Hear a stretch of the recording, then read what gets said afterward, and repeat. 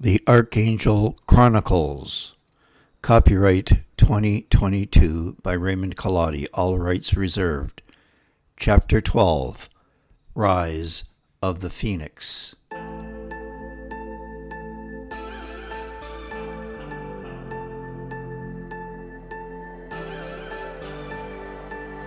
You say you're fine, but I can see right through. You're holding your secrets for way too long. This can't keep going on. With every lie, they keep on hurting you, getting away with everything they do. This can't keep going on. No, we're gonna find them, and I'm gonna fight for you. They better start hiding. We'll be running with the lions, lions. We'll be running with the lions, lions. They can't run, they can't hide. We won't stop until they're down. We'll be running with the lions, lions.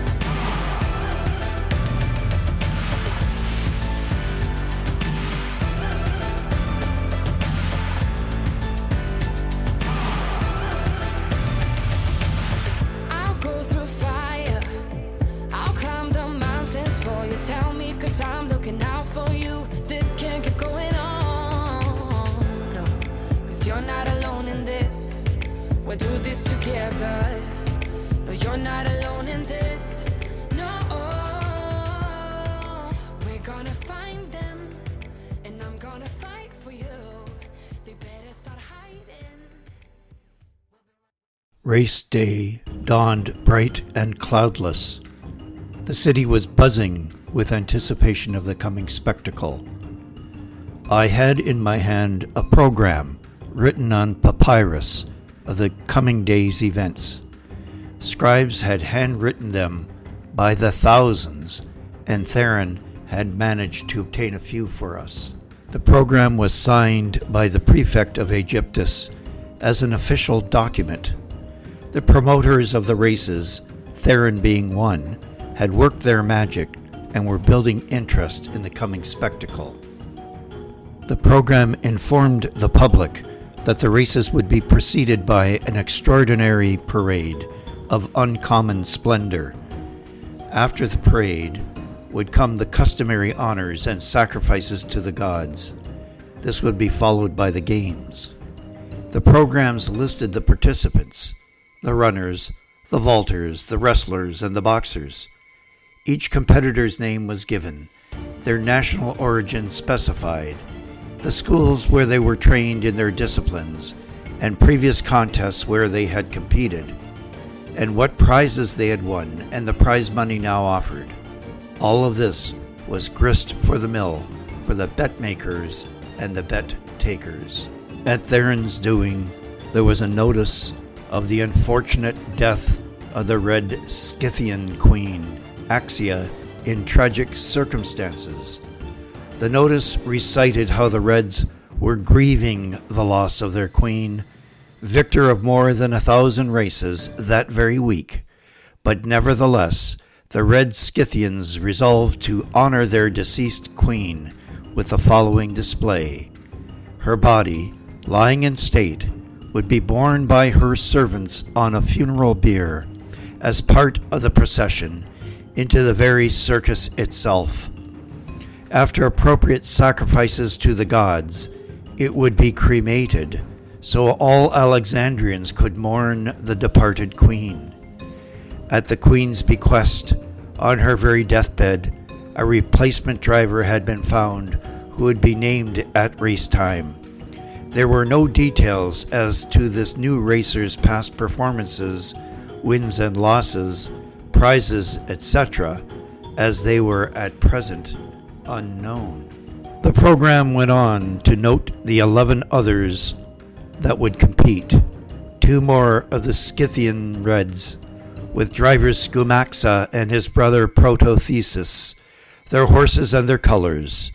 3 teams of 3 chariots each of the blues, the whites, and the greens, and details about those teams, past wins, and prizes on offer. I smiled to myself.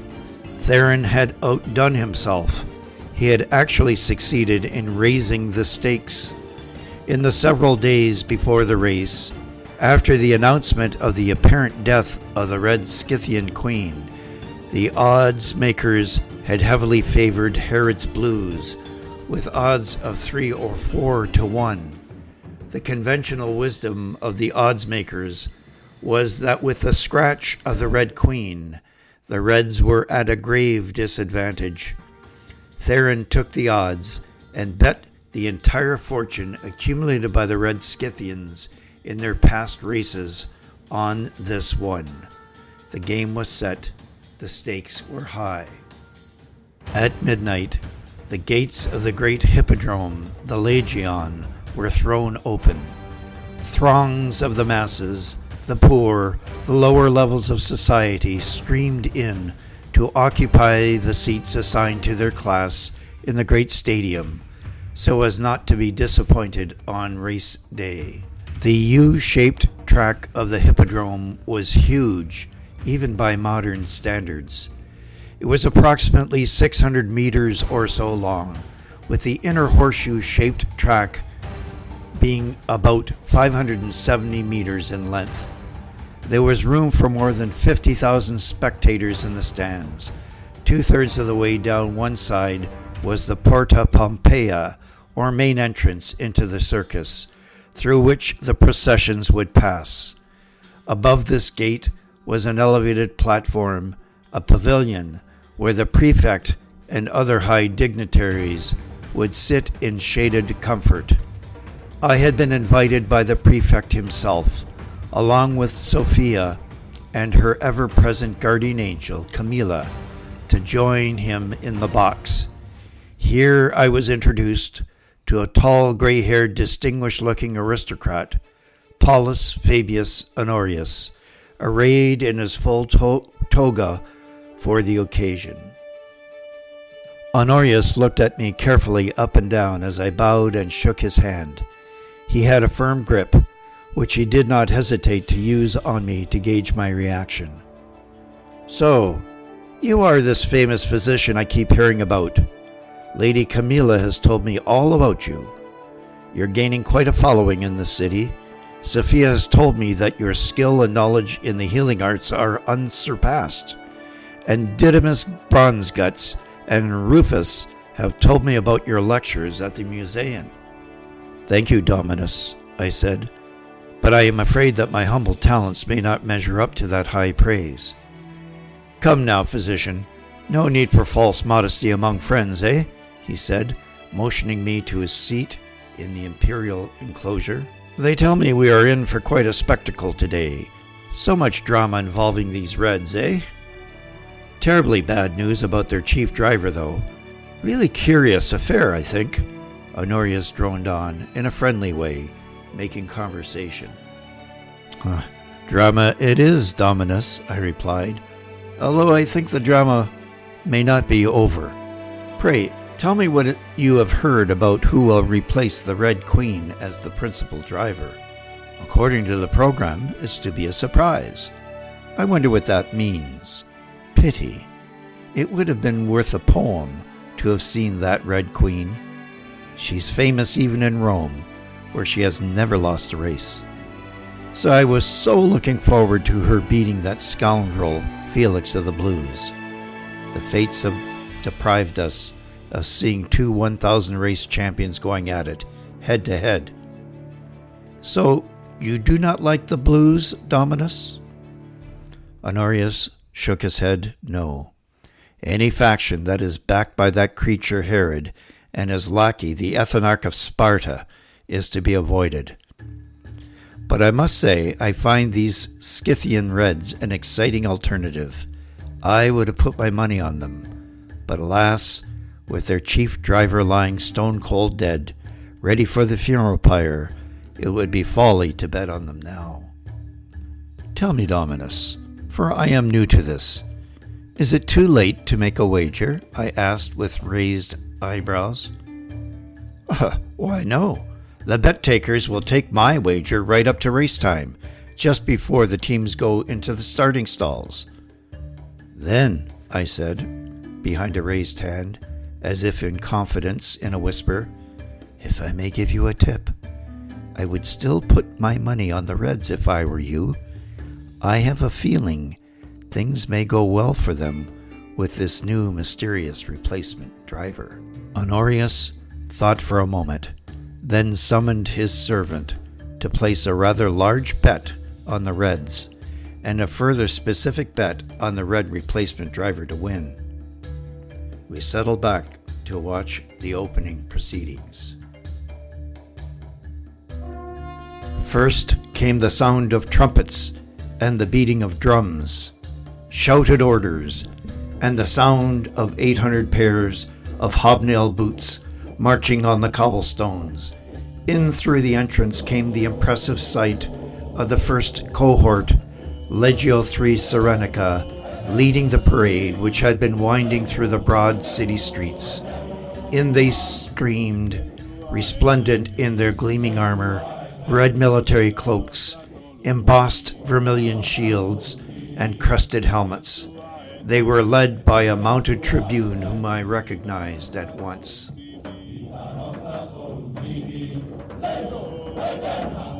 Behind them was the Aquilifer of the 3rd Legion, proudly carrying the Legion's eagle standard, and immediately behind him, leading the column of the massed cohort, 10 men abreast, 800 men strong, was that stout centurion, wearing his medals and citations proudly on his breast. He was the one who had accosted me and my fish back at Aswan in what now seemed like half a lifetime ago.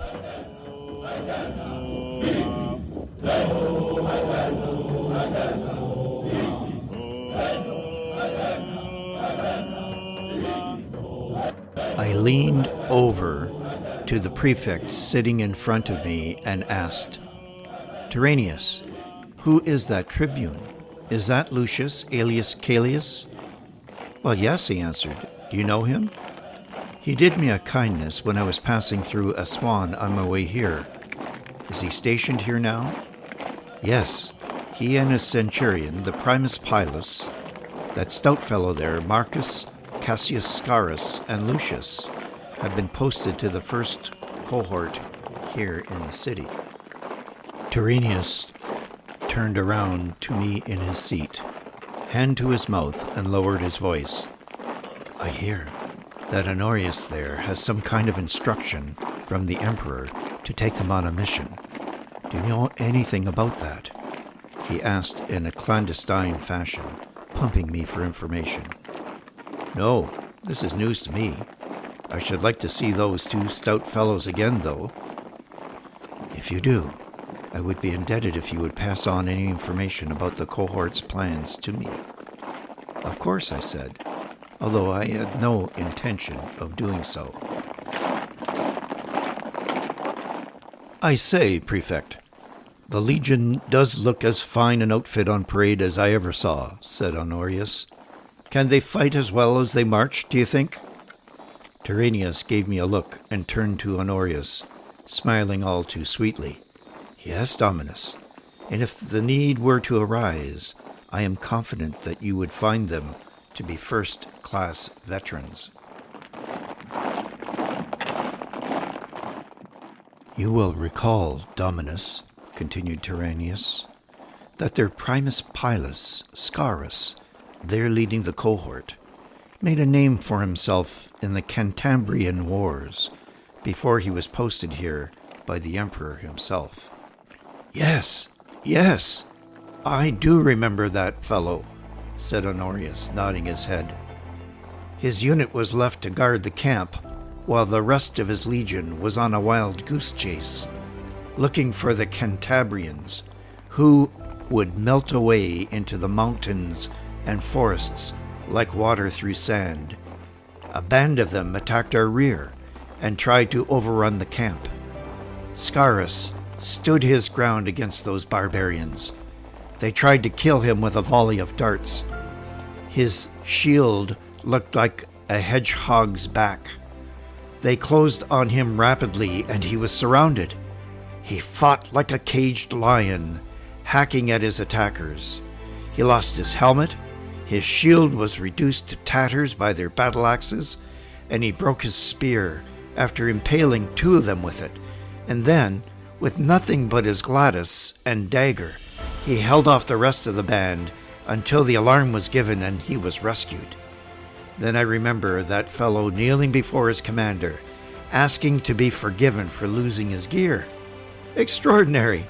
Caesar promoted him on the spot and bestowed a number of those medals and honors he now wears proudly on his breast.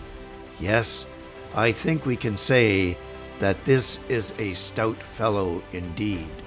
Honorius shot me a knowing glance, nodded his head, and turned back to watch the spectacle unfolding below. The Poma Circenses, a procession of statues of the gods and of the emperor, next followed.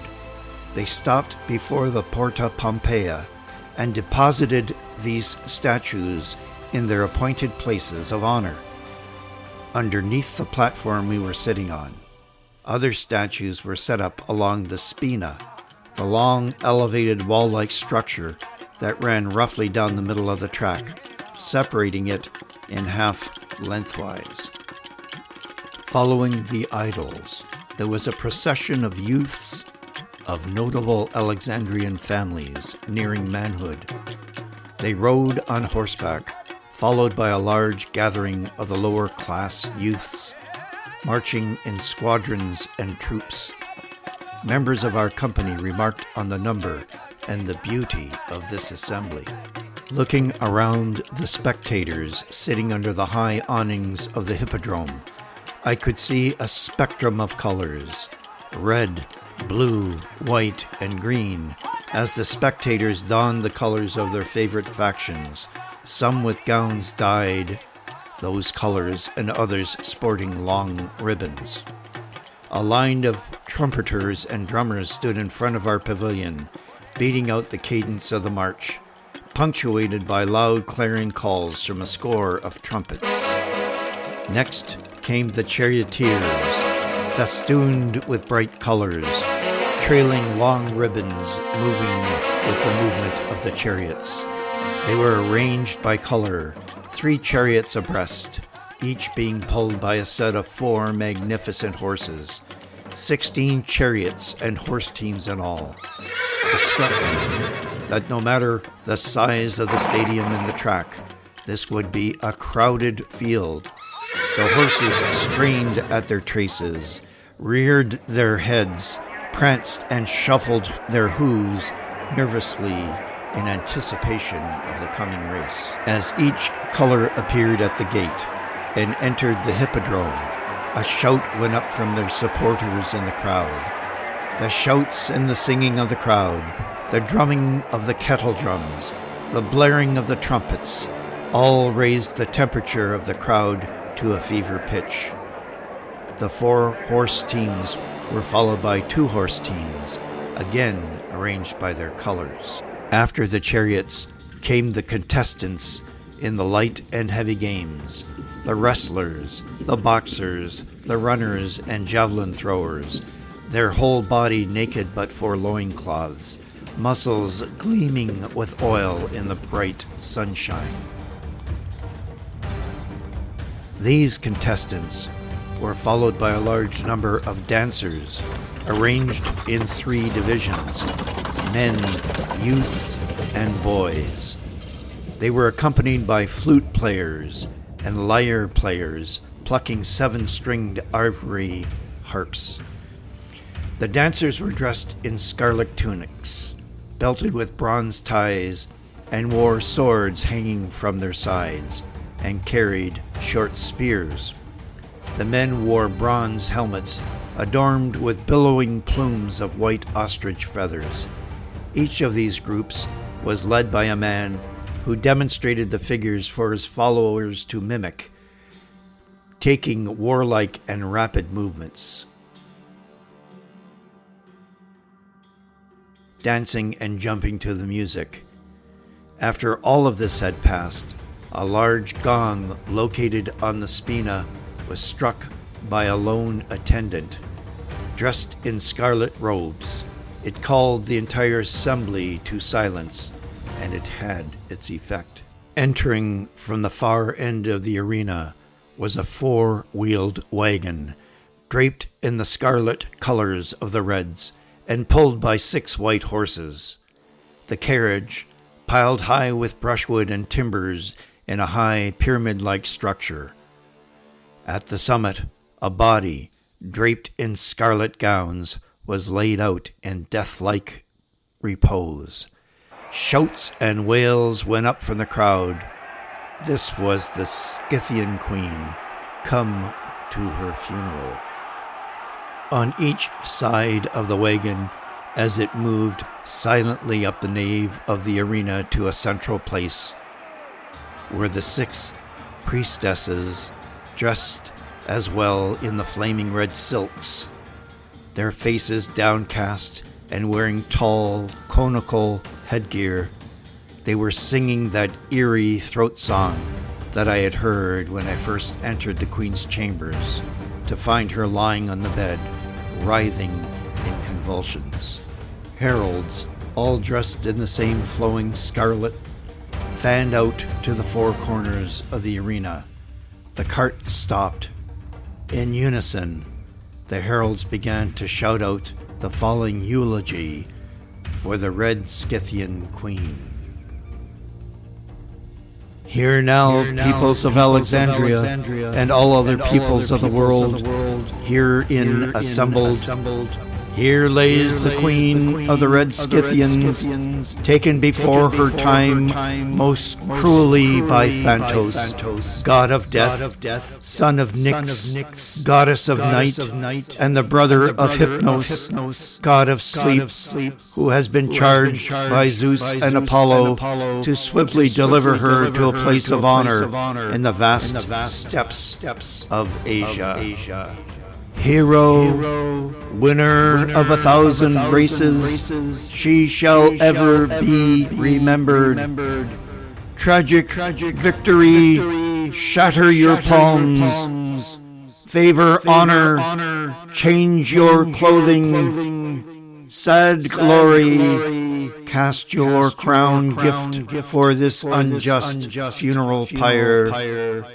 For the shame of it, Axia Panophilas, she who is worthy of armor, cheated and cut down in your prime, and so quickly yoking the horses of death, your wheels hastened the race.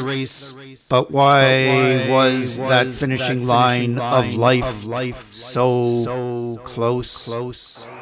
From the Red faction now came a loud lament, feet stamping, wailing, and shouting as the bearer of a lighted torch approached the funeral cart.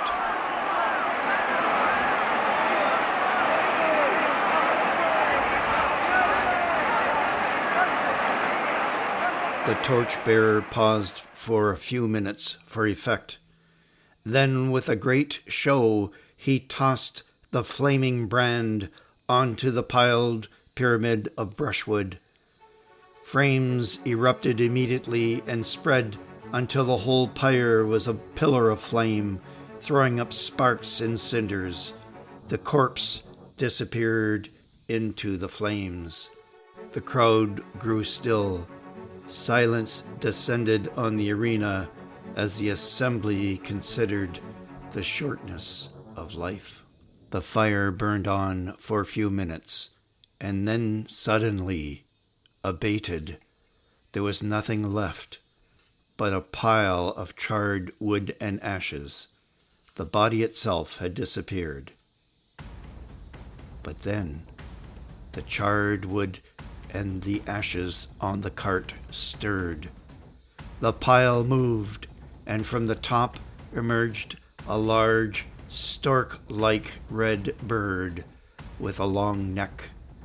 To the astonishment of the crowd, it leapt into the air, and with a great beat of its wings rose above the stadium, circled 3 times, and then flew out of sight. The crowd grew excited and perplexed. What could this mean? What omen did this portend? They all murmured around the stadium. I marveled to myself. Theron had really outdone himself. The show that he had just put on would have rivaled anything staged in my own time. It was really impressive, but I stifled my surprise and laughter. The funeral cart was cleared away. Now came the blare of trumpets. From the gates again emerged the chariot teams, and leading the procession of the Reds was none other but the unmistakable figure of the Scythian Queen, clothed in scarlet, reining her horses with one hand and waving to the crowd with the other. The stadium erupted into a monstrous roar. The Red supporters all around were ecstatic, crying, howling with joy and hugging each other, jumping in their seats, taking off garments and throwing them into the air. Those who supported the other factions were equally boisterous, but not in the same way. The Blues in particular, from what I could see, were furious. They raised their fists, they showed their teeth, they shouted curses and insults at the Reds at having been taken in by the deception.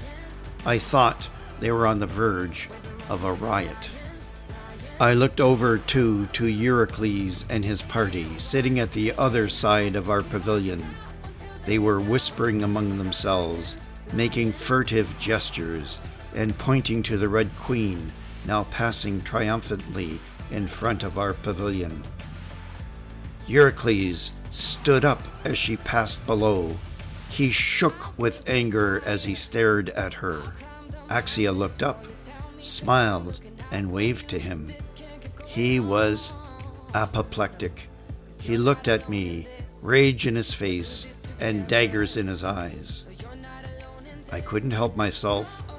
I stood up, smiled, and then bowed to him with a sweeping gesture. Eurycles stared at me for a long time. I knew I had just made a dangerous and implacable enemy. Followed by his henchmen, he exited the pavilion, followed by his party of retainers from Herod's court. As he passed by me, he stopped again and looked up at me, full in the eye, and cursed. Then, gathering his dignity, he left in a huff. Honorius was looking at me carefully. He had taken the whole scene in. He threw his head back and laughed. "I'll wager that our favorite Spartan has just left to try to change his bet. Too late for that, though. The race is starting." I looked back to the field now with renewed excitement. The clamor of the crowd now raised itself to a fevered pitch as the 12 teams of horses moved to the starting stalls. The chariots themselves were not at all what I expected to see. In my time, raised on a steady diet of movies and video games, I had thought the chariots to be much bigger and heavier than they actually were. These chariots were small, being only two-wheeled platforms constructed of very light materials like wicker and stretched skins. The wooden spoked wheels were no larger than about 18 inches in diameter and were set well forward of the platform. The left-hand wheel had a wooden rim. The right-hand wheel was banded by a raised iron rim to give it strength. This was because the race was run in a counterclockwise direction, placing most strain on that wheel. Projecting forward from the axles was a long, slightly curved wooden pole, which curved up and was attached to the yoke. The yoke was a wooden harness that rested on the shoulders of the two middle horses. The two outer horses, I noted in astonishment, were not even attached to the yoke. They were attached by tethers at the head to the two other inner horses, so at times, when clantering about, the two outer horses might be trotting obliquely, almost sideways, to the forward movements of the chariots. It took great skill to control them and keep them in line. The chariots had a front rail made of curved, cane-like structures forming an arc. This barrier between the horses and the racing platform was low, only knee-high. Over the frame was stretched a leather skin, painted in the bright colors of the sponsoring factum. The driver stood on the racing platform, which was projecting back a couple of feet past the axles. The driver would move about the platform during the race. I noted that, at times, the Queen would step to the rear of the platform, thus transferring her weight to the cantilevered edge and raising the weight of the yoke off the shoulders of the two middle horses. This is another means of controlling the team, along with the long whip and the grasp of the multiple reins. Those traces, the reins, ran from the horse's mouth and heads. These long leather traces ran back 2 per horse, 8 in total, into the driver's hands. The drivers wrapped the ends of these traces around their torsos. They carried long knives tucked into their belts to cut the reins if they were thrown from the chariot, to avoid being dragged by the team. As I was to find out, being thrown from a flimsy platform, moving at high speed, in the back of a team of horses running at full gallop, was a frequent hazard of the circus. Indeed, it was expected to happen at least once or more time during the course of the race. The danger of it cannot be understated. Shipwrecks or crashed chariots was a regular and anticipated event for the cheering multitudes. The chariot racing platform also had built-in leather loops at the front and at the back of the platform, where the charioteer would anchor their feet at crucial times, like going around sharp turns at each end of the spina. At the far end of the stadium, to the left of where our party sat in the pavilion, at the open end of the track, was a line of covered stalls where the teams carefully backed each of the 12 chariots. The starting line was marked on the sanded floor of the stadium with a chalk line. A white string was also stretched to the left end of the spina to the prefect's pavilion where we sat. This was both the starting and finishing line for the race. The line of covered stalls containing the teams of chariots and their horses were built in an arc, so that at the opening of the stalls was carefully calibrated to be equally distant from the starting line. Places in the starting stalls had been determined by a lottery prior to the race. The gatekeepers, standing on top of each of the stalls, were dressed in the colors of their team, so that when the chariots took their station, everyone in the crowd knew where their favorites were. The Queen's place was the stall furthest away from our position. Her brothers Scumaxa and Prothesis were next in line. The trumpets blasted a warning. All of the attendants exited the track for the spina, the island which divided the track lengthwise. The multitudes in the stands sat down and sank into silence, and all became motionless with a common intensity of interest for the start of the race. I would have thought that the 12 chariots were enough to crowd the track, but there was more. Each of the factions had a sort of mounted coach, dressed in the colors of that faction, who trotted along in the race, shouting orders or warnings or instructions to their teams. There were 2 parts to the start of the race. Through a clever system of levers and gears, a catapult-like mechanism was fired, opening the gates at the same time. Once the gates were open, the first part of the race was to get to the chalk starting line. If the editor of the games, which was here the prefect, felt that the start was a fair one, as the galloping mass of chariots reached the starting line, he would give a signal, and the starting string was dropped. Rules required that the teams had to run parallel until the start line and were prohibited from crossing lanes until then. But from that point on, there were no rules. All eyes were now on the starting gates. Brightly gleamed the colors of the 12 teams in their starting places. Slaves stood at the sides, their hands holding the mouths and reins of the horses with knotted cords, shouting and cheering eagerly at them. Behind the barriers, the horses stamped and dug in their hooves and struggled. They raged and jumped. They both feared and generated fear in their handlers. Their feet were never still. They strained against the timber sides of the stalls, making them shift and creak. Tyrannius stepped forward to the front of the pavilion, pausing at the rail.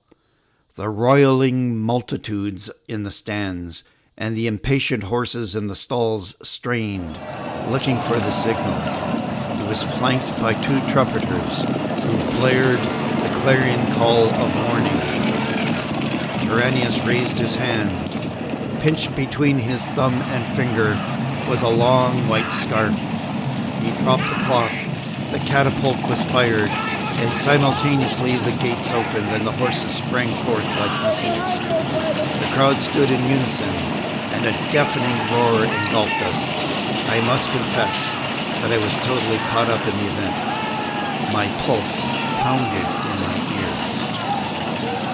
Out of the gate sprang the crowded field of teams in the race for the starting line. The prefect raised his arm just high as they approached the chalk line. At the signal, it was dropped, and the race was on.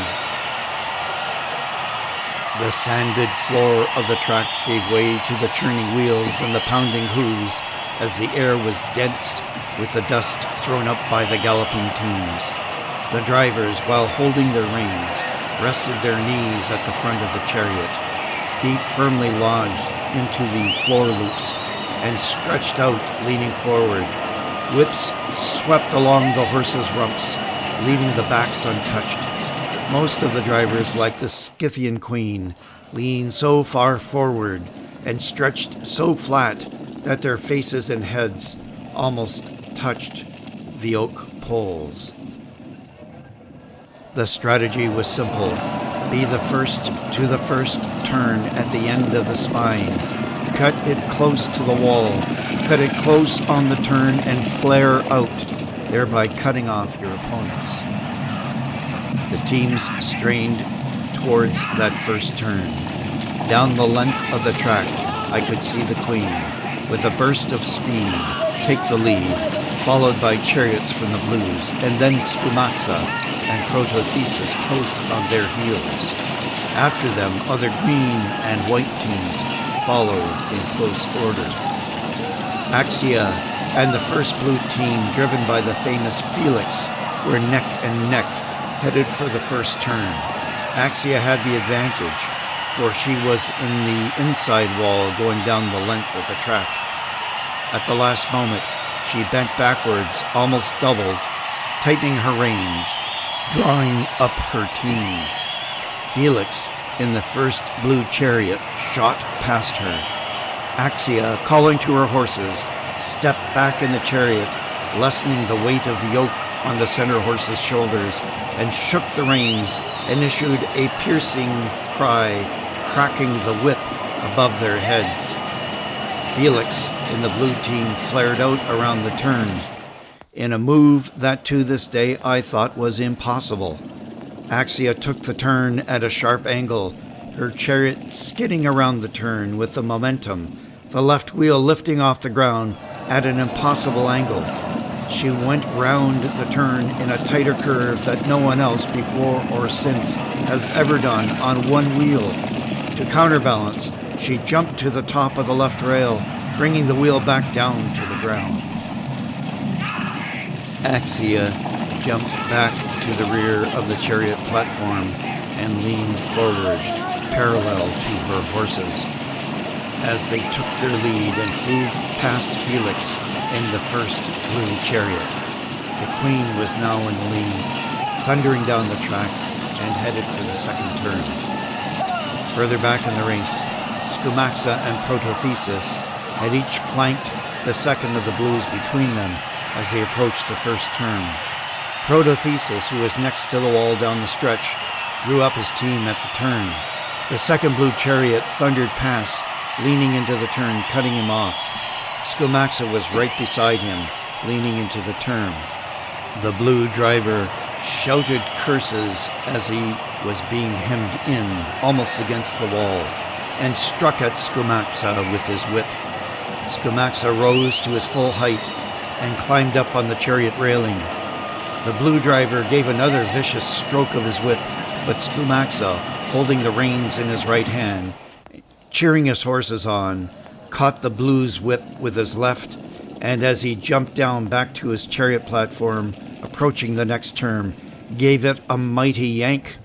The momentum caused by the jerk on his whip caused the Blue charioteer to fall off balance, and his horses pulled up in confusion.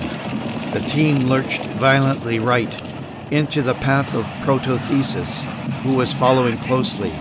He managed to swerve left at the last second, pinning a green chariot into the wall. That green's left wheel disintegrated into splinters as it ground against the high stone wall of the spina. The exposed axle dug into the ground and catapulted the driver, still wrapped in his reins, high overhead.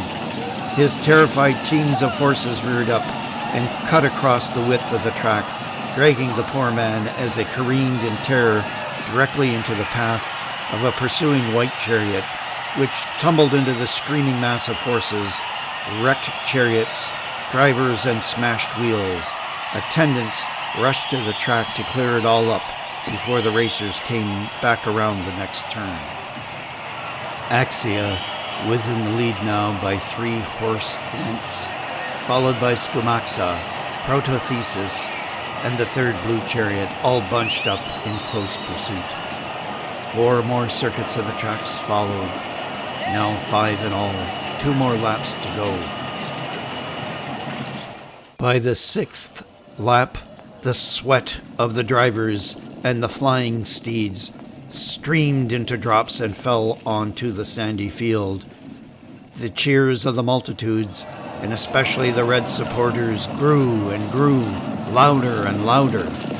Attendants on top of the spina dipped clay pots into water basins and held them up on long poles, sprinkling the teams as they passed by, cooling them.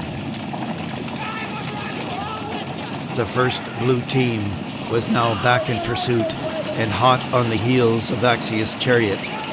Felix's team pulled up alongside her, and down the backstretch of the 7th and last lap, he made a dash, whipping his team of horses into a frenzy. They pulled forward of Axia by a head, and then by half a horse length. In reckless haste, Felix, the Blue driver, seeking to overtake her, steered his horses toward the wall, hoping to cut off Axia and force her to yield. But he miscalculated. Thinking that he was ahead, he moved too quickly.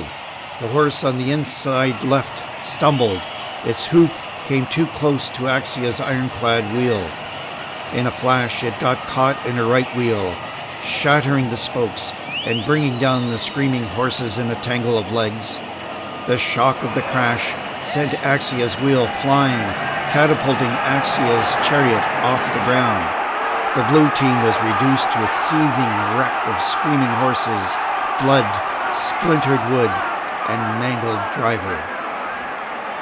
The crowd screamed and screamed at the sight, but out of the wreckage, like the flight of the phoenix itself, Axia maintained her balance on the skidding, now wheelless platform.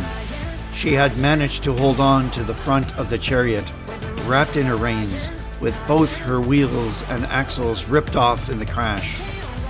With an incredible athletic effort, she pulled herself up, her horses still at a full gallop. She climbed over the front rail of her chariot and onto the oak pole which was dragging on the ground. All the while her horses careened around the final curve and down the last stretch. Incredibly, gathering the reins as she walked up the center pole, she jumped onto the backs of one of the inside steeds and, calling and singing and controlling them into a final effort, leaned forward, the wind streaming through her red gowns. The crowd went wild at the sight. They danced, they jumped, they clapped hands, they took off their hats and scarves and threw them into the air and onto the track in jubilation, all except the Blues, who sat down, sullen, crushed by defeat. And so it was that the Reds swept the field, taking first, second, and third place. Honorius came up to me and patted me on the back. I have never seen such a show like that in my life. That will be one for the ages. The poets will sing about this. The Red Scythian Queen arising from the ashes. Can you imagine? I nodded enthusiastically. Excuse me, Dominus. This entertainment has left a butcher's bill of mangled flesh and bone that requires my attention. I must go. Can we talk again later, if you wish? You may count on it, he said with a smile.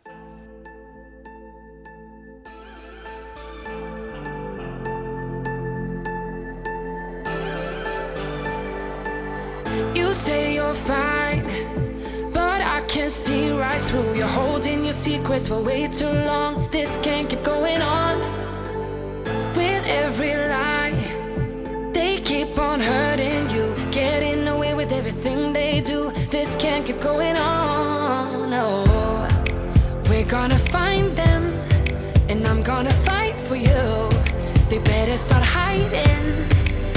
We'll be running with the lions, lions. We'll be running with the lions, lions. They can't run, they can't hide. We won't stop until they're down. We'll be running with the lions, lions.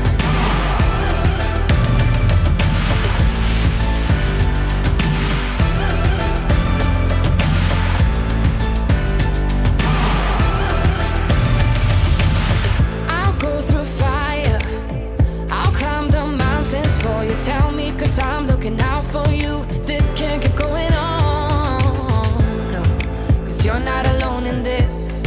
We'll do this together. No, you're not alone in this. No, we're gonna find them, and I'm gonna fight for you. They better start hiding. We'll be running with the lions, lions.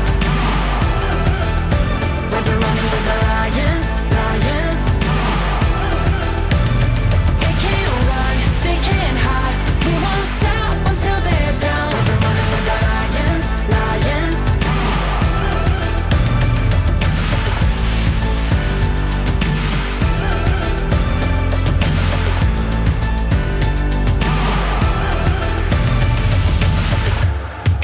We're gonna find them.